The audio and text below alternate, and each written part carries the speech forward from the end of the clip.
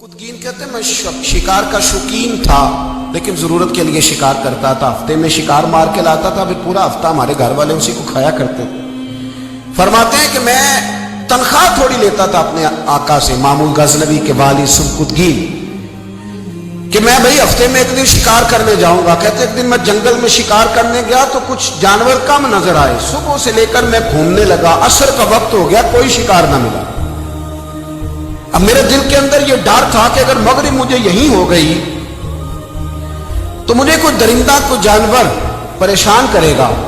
इसी परेशानी के आलम में मैं दाएं बाएं देख रहा था कि हरनी का एक बच्चा मुझे नजर आया। मैंने झट से वो हरनी का बच्चा ही उठा लिया कि आज यही शिकार करूंगा। कहते हैं मैंने उसे घोड़े के आगे रखा, अपने आगे गर्दन की जानिब, और मैंने घोड़े की लगामें तेजी से घुमाई कि सरपट घोड़ा दौड़ाया ताकि मगरिब से कबल मैं शहर में पहुंच जाऊं, ये जंगल का इलाका गुजर जाए। कहते हैं मैं बड़ी गर्मी थी, बड़ी प्यास लगी, पर पानी ना पिया ना घोड़े को पिलाया। सरपट दौड़ाया इस डर से कि कहीं ऐसा ना हो कि मैं जंगल में मुझे शाम हो जाए। कहते हैं जब मैं शहर से बाहर पहुंच गया तो मगरिब का वक्त भी शुरू हो गया। कहते हैं अभी मैं पहुंचा ही था, मैंने वहां घोड़े को रोका, खुद भी पानी पिया, जानवर को भी पिलाया।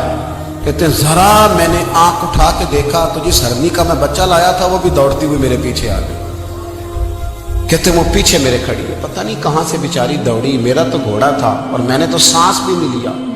1.5 घंटा 2 घंटे मैं भगाता लाया इस जल्दी में के बाहर आना है। कहते पलट के देखा तो उसकी सांस फूली हुई हरनी की और ललचाई नजरों से मुझे देख रही है। दिल के एक कोने से आवाज आई कि आज तो 2 शिकार हो गए। बच्चा तो पकड़ा, इसकी मां को भी काबू करता हूं ताकि डबल शिकार हाथ आएगा। कहते हैं फिर अंदर से मेरा दर्द बोला, अंदर से मेरा रहम बोला, एक मां अपना बच्चा लेने आई है और इस तरह तो उसे तकलीफ नहीं दी जा सकती कि उसे ब्लैकमेल करके मां को भी रख लिया जाए।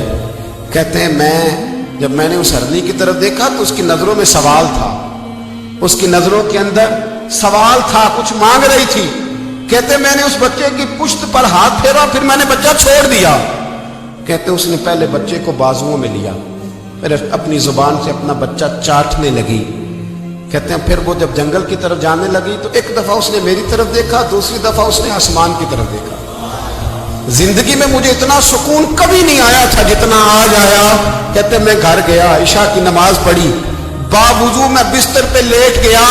लोगों मेरे नसीब देखो, मुझे मदीने वाले महबूब का दीदार नसीब हुआ। रसूल करीम अलैहिस्सलाम मेरी ख्वाब में आए, मैं रोने लगा। घर महक उठा, फूल खिलने लगे, खुशबुएं बिखरने लगी।